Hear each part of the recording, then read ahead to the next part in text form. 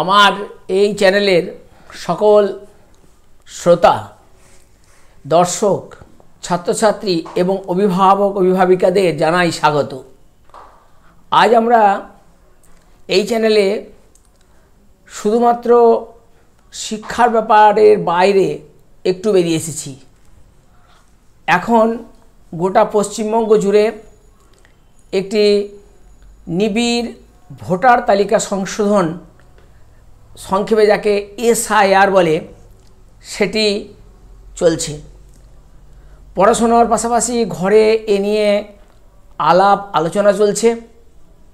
ভয়, ভীতি, শঙ্কা এসব নিয়ে ঘর যদি আলোড়িত হয় তাহলে পড়াশোনা করার সময় ঠিক পাওয়া যাবে না বা সেই পরিস্থিতি থাকবে না। এসআইআর এটি আজকে প্রথম নয়। ছাত্রছাত্রীদের মাধ্যমে আমি অভিভাবকদের কাছে জানাতে চাই যে এই স্পেশাল ইন্টেনসিভ যে রিভিশন অর্থাৎ ভোটার তালিকা যে সংশোধন, এটা নূতনত্ব নেই।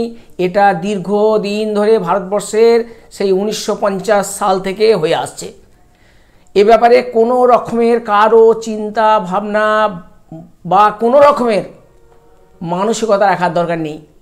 আমাদের প্রত্যেকের হাতে, যারা ভোটার অর্থাৎ তাদের হাতে, প্রত্যেকের হাতে একটা করে ফর্ম চলে এসছে, যাকে আমরা বলছি এনুমারেশন ফর্ম, বা আমরা ভোটার তালিকা সংশোধনের জন্য একটি কাগজ।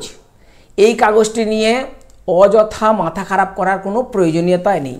অত্যন্ত সহজ সরল পদ্ধতি এটি। এখানে কোনো রকম রাজনৈতিক দলের কোনো রকমের যে অভিসন্ধি, তাকে আপনারা কেউই সার্থক করতে দেবেন না। এটি সচরাচর হয়েই থাকে, এখন হচ্ছে, আগামী দিনেও হবে। এখানে এই বিষয়টি যাতে আমার ছাত্রছাত্রীর মাধ্যমে অভিভাবক অভিভাবকদের কাছে সরাসরি চলে যায়, তার জন্য আমি আজ এইটার আয়োজন করেছি। এই একটি ফর্ম, এটি হচ্ছে এনুমারেশন ফর্ম, যা সংক্ষেপে এসআইআরের ফর্মটি আপনার ঘরে দিয়ে গেছে। প্রথম একজন ভোটারের খেয়ে দুটো করে বড় ফর্ম দিয়েছে, আর ঘরে যতগুলো মানুষ আছে, ভোটার আছে, অর্থাৎ যারা 18 বছর বয়স হয়েছে, অর্থাৎ পূর্বে যারা 2025 সালে যাদের ভোটার তালিকায় নাম আছে, তাদের জন্য প্রত্যেককে দুটো করে ফর্ম দিয়েছে। সেই ফর্মের ক্ষেত্রে লক্ষ্য করতে হবে যে দুটো ফর্ম দিলেও দুটো রকমের একটু আলাদা। একটা ফর্মের পিছন দিকটা হচ্ছে সাদা হোয়াইট, আর একটার কিন্তু রীতিমতো নানা রকমের রুলস অ্যান্ড রেগুলেশন লেখা আছে। ফলে আপনারা যখন ফর্ম ফিল আপ করবেন তখন এই দিকটিকে অবশ্যই মান্যতা দেবেন। যেটি সাদা ফর্ম, ওইটি আপনার বিএলও অর্থাৎ ব্লক লেভেল অফিসার, অর্থাৎ আপনাদের যে বুথ আছে সেই বুথের খুব পরিচিত মাস্টারমশাই বা সরকারি কর্মচারী আপনার বাড়িতে গেছে, এটা দিয়ে এসেছেন। যদি না দিয়ে এসছেন, আপনারা যোগাযোগ করুন, তিনি অবশ্যই দিয়ে যাবেন এবং 2বার 3বার পর্যন্ত আপনার বাড়ি যাবেন এবং কোনো চিন্তা করতে হবে না। তিনি হচ্ছেন এ বিষয়ে সব শেষ কথা। কোনো রকমের তাড়াহুড়ো করে ফর্ম ফিল আপ করতে যাবেন না। যদি বা তার কাছ থেকে পরামর্শ নিন, আর যদি পরামর্শ নিতে অসুবিধা হয় তাহলে আমার এই ভিডিওটা একটু ফলো করুন। দেখুন, ফর্মে প্রথম পাতাতে 3টে টায়ার আছে। প্রথম টায়ারটা, একে বলতে গেলে ফর্মটাকে 4টে ভাগ করা হয়েছে। অ্যাকচুয়ালি এটা 4টে টায়ার।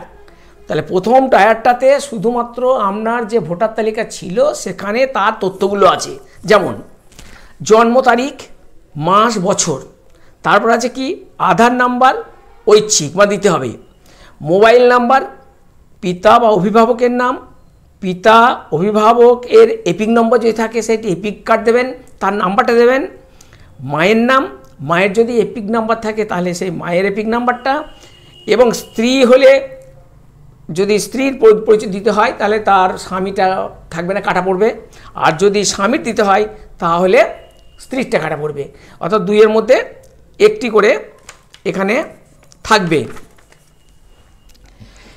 এখানে লক্ষ্য করতে হবে যে যেমন ফর্মটা দেওয়া আছে তার ফার্স্ট টায়ারটা হচ্ছে যাদের নর্মালি ভোটার লিস্টে নাম আছে, যেমন এখানে দেওয়া হয়েছে যে জন্ম তারিখের যার একজন অন্তত দেখতে হবে যে সে ভোটার লিস্টে আছে সে জন্ম তারিখটি বসাতে হবে, অর্থাৎ তার ডেট অফ বার্থ। তারপরে বসাতে হবে তার যে এপিক নাম্বারটা, ওই যে 12 ডিজিটের যে এপিক নাম্বার সেই ডিজিটটা বসিয়ে দিতে হবে। এরপর যে কোনো একটা ফোন নাম্বার আপনি যেটা চালান, পরিবারের সবাই একটা ফোন নাম্বার দিতে পারেন, একাধিক ফোন নাম্বার দেওয়া যেতে পারে। এরপর হচ্ছে পিতার নাম, অর্থাৎ যার নামটি রয়েছে এখানে সেই পিতার নাম এখানে বাংলাতেই লিখবেন, এখানে ইংরেজিতে লেখার প্রয়োজন নেই। এবং তারপর সেই পিতার হচ্ছে গিয়ে যদি এপিক নাম্বার থাকে তাহলে এপিক নাম্বারটা দিন। এরপর হচ্ছে মায়ের নাম, মায়ের নামটা বাংলাতে লিখুন, আর নাম্বারগুলো সবসময় ইংরেজিতে লিখুন, অর্থাৎ পরে মায়ের যে এপিক নাম্বার সেটা ইংরেজিতে দিন। এরপর যদি স্বামী বা স্ত্রী কারো থাকে সেটা হবে গিয়ে তার নাম, এবং তার যদি এপিক নাম্বার থাকে সেই এপিক নাম্বারটা দেবেন।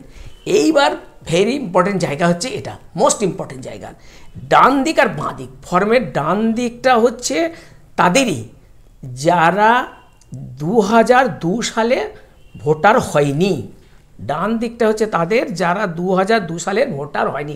আবার বলছি, ডান দিকের অংশটি তাদেরই যাদের 2002 সালের ভোটার হয়নি বা না ভোটার তালিকায় নাম নেই, আর বাঁ দিকটা ঠিক তার উল্টো, অর্থাৎ যারা 2002 সালের পর্যন্ত ওই যে তখনকার দিনে যে রিভিশন হয়েছিল, ভোটার লিস্ট তৈরি হয়েছিল, সেখানে তার নাম আছে 2002 সালে। তাহলে আমরা প্রথমে বাঁ দিকেরটা করি, অর্থাৎ বাঁ দিকেরটা হচ্ছে যাদের আমি এতক্ষণ পূরণ করলাম, অর্থাৎ যে নামটি রয়েছে ফার্স্ট টায়ারে সেই নামটি এখানে হবে তাদেরই যাদের 2002 সালে ভোটার তালিকায় নাম আছে। সুতরাং আমার এই যে ফর্ম সেখানে দেখা যাচ্ছে 2002 সালে যেহেতু নামটা ছিল, সুতরাং এর কি হলো, এর প্রথমে ফার্স্ট টায়ারটা ডান দিকে গেল, আবার সেকেন্ড টায়ারটা কিন্তু বাঁ দিকে হলো। অর্থাৎ বাঁ দিকে সেই একই কী থাকছে, নির্বাচকের নাম, অর্থাৎ ওই যে 2002 সালে যার ভোটার লিস্টে নাম ছিল তার নাম, তার এপিক নাম্বার এবং তার বাবার নামটা বাংলায় বলেছি। তারপর তার সঙ্গে সম্পর্ক, কি সম্পর্ক আছে সেটা লিখতে হবে। তারপর লিখতে হবে জেলা, কোন জেলায় ছিল, পশ্চিমবঙ্গের মধ্যে যে কোনো জায়গায় বা ভারতবর্ষের যে কোনো জায়গায় যেখানেই নাম থাকুক সেই জেলা সেটি লিখতে হবে, সেই জেলাটি লিখতে হবে। তারপর লিখতে হবে কোন স্টেট, সেটা পশ্চিমবঙ্গ, মধ্যপ্রদেশ, উত্তরপ্রদেশ যেখানে হবে সেটা লিখতে হবে। এবং সর্বশেষে সেখানে বাঁদিকে লেখা আছে বিধানসভা ক্ষেত্রের নাম, অর্থাৎ কোন বিধানসভায় ছিল সেই বিধানসভাটির নাম। এরপর বিধানসভার নাম্বার, অর্থাৎ কত নাম্বার আছে সেটি নানা রকমের, অর্থাৎ 1 থেকে ওই যে 294টা আমাদের যে সিট আছে সেই 294 সিট মতো এটা হবে। তাহলে 290, তার পার্ট নাম্বার কত ছিল সে পার্ট নাম্বার লিখতে হবে, এবং সর্বশেষ লিখতে হবে ক্রমিক সংখ্যা। এবার আসি আমরা সেই ডান দিকে, অর্থাৎ যাদের 2002 সালের ভোটার লিস্টের নাম ছিল না, সেখানে কি হচ্ছে না, প্রথমেই এবার কি লিখতে হবে, নাম। এখানে নাম কিন্তু ভোটার লিস্টের এখানে কার নাম বসবে, যার নাম, যার হচ্ছে গার্জেন, বাবা, ঠাকুমা, মা, দাদু, এই নামগুলো যদি থাকে সেই মা, ঠাকুমা, দাদুর নামটি বসবে।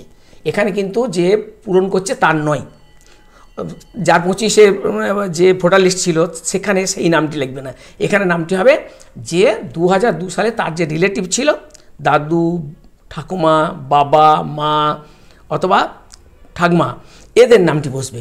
এবং তাদের সঙ্গে তার এপিক নাম্বারটা বসবে, তার সঙ্গে তার যে আত্মীয় বলতে যার নামটা বসলো, যদি বাবার নামটা যদি বসে তাহলে বাবার বাবা অর্থাৎ দাদুর নাম বসবে। মায়ের নাম বসলে তাহলেও সেই স্বামীর নাম বসবে, অর্থাৎ তার দাদুর নাম বসবে। এইভাবে দুটো হলো।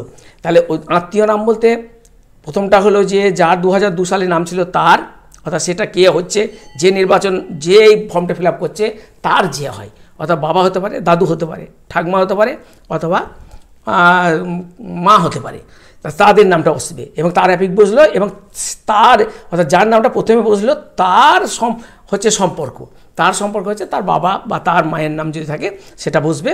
এবং তারপরে হচ্ছে গিয়ে জেলা অর্থাৎ যেখানে ছিল সেখানে হবে, যে যেখানে ছিল 2002 সালে, অর্থাৎ এখানে যে তথ্যটা দেওয়া হচ্ছে সেই রিলেটিভের তথ্য দেওয়া হচ্ছে, অর্থাৎ বাবা, মা, ঠাকুমা বা দাদুর। সুতরাং তার জেলা, তার রাজ্যটা একই হবে, অবশ্যই পশ্চিমবাংলা হবে।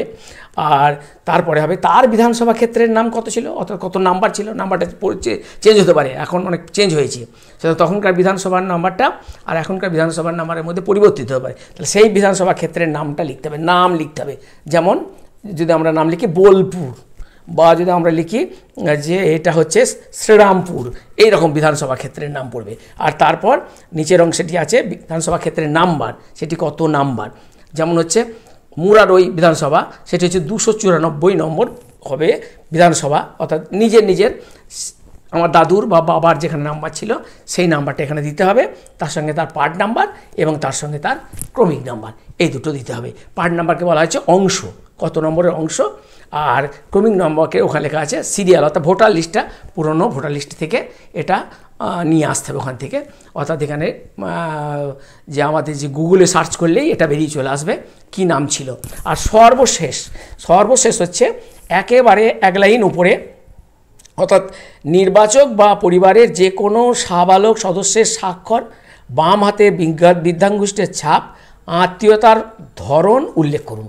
অর্থাৎ যে লাইনটা শেষ হলো তার উপরে যে ফর্মটা ফিল আপ করছে তার স্বাক্ষর, অর্থাৎ তার সই, সে যদি না থাকে তাহলে তার বাবা সই করবে, বাপ 18 বছর বয়স হয়ে গেছে এমন সে লিখবে, যদি অন্য কেউ সই করে দেয় তাহলে তার সম্পর্ক লিখতে হবে, সে কে করছে, দাদা, পিতা, মাতা, সেই নামটি লিখতে হবে। আর সর্বশেষ একটু লেখা আছে যে BLO এর স্বাক্ষর একেবারে কোণে, অর্থাৎ এখানে যখন BLO তোমার বাড়িতে আসবে বা আপনার বাড়িতে আসবে তখন সে BLO এই ফর্মটি নেবার সময় ওই সইটি করে দেবেন এবং তোমার সইটিও দেখে নেবে এবং তিনি মিলিয়ে নেবেন। আর মিলিয়ে নেবার সময় কি নেবে এটাই বলে আজকে আমি এই ভিডিও শেষ করব। ভিডিও মোটামুটি একটা জেনে রাখতে হবে, যাদের 2002 সালে কোনো ভোটার লিস্টে নাম নেই তাদের অবশ্যই লাগবে ওই বিধানসভা ক্ষেত্রের যেখানে তার যে পার্ট নাম্বার এবং সিরিয়াল নাম্বার আছে ওই অংশটুকুর একটা জেরক্স কপি চাই, 1 নম্বর। আর 2 নম্বর হচ্ছে গিয়ে একটা বয়সের কোনো একটা তথ্য, সে মাধ্যমিকের অ্যাডমিট হোক বা উঁচু ক্লাসের কোনো সার্টিফিকেট হোক, বার্থ সার্টিফিকেট হোক, অনেক রকম আছে। আর সর্বশেষ যেটা দরকার যেটা ওইটা হচ্ছে যে প্রত্যেকের একটা করে ছবি, একেবারে কোণে উপরে যে ছবিটা তোমার আছে সেখানেই একটা আপডেট, একটা রঙিন ছবি ওখানে একটা বসালেই হবে। ছবির ওই মারপ্যাচ করার দরকার নেই, যে কোনো একটা ছবি হলেই রঙিন ওখানে বসাতে হবে, পাসপোর্ট ছবি সই বা স্ট্যাম্প সাইজ যেমন করে একটা দিলেই হবে। সুতরাং এভাবে আমরা ফর্মটা ফিল আপ করবো এবং BLOকে ফোন করে আমরা জেনে নেব, BLOর নাম্বার নিয়ে নেবেন, প্রয়োজনে তার কাছ থেকে কারেকশন করবেন। আর যদি ইনকেস কাটাকাটি হয় তার জন্য আকাশ ভাঙার দরকার নাই, চিৎকার চেঁচামেচি করার দরকার নাই, উনি এসে ঠিক করে দেবেন। অর্থাৎ তিনিই হচ্ছেন আপনার friend philosopher guide. BLO block level অফিসারকে আপনি ভরসা করুন এবং তার সঙ্গে যোগাযোগ রাখুন, তাহলেই এই SIR ফর্ম খুব তাড়াতাড়ি ফিল আপ হবে। আর এ থেকে কোনো রকমের ভয়, আশঙ্কা, কোনো ভীতি, কোনো রকমের সমস্যার মধ্যে আপনারা পড়বেন না। কেউ বললেও আপনারা সে কথা শুনবেন না, আপনারা বলবেন এরকম আগেও হয়েছে, এখন হচ্ছে, আগামী দিনেও হবে। সকলকে এই সচেতনতা পৌঁছিয়ে দিন, ঘরে ঘরে যাতে তাদের যে উৎকণ্ঠা সেটা বন্ধ হোক। তারপরে আমাদের আবার সেই যেমন ভিডিও করি তেমনই করব। আজকের মতো এখানেই রাখছি, নমস্কার।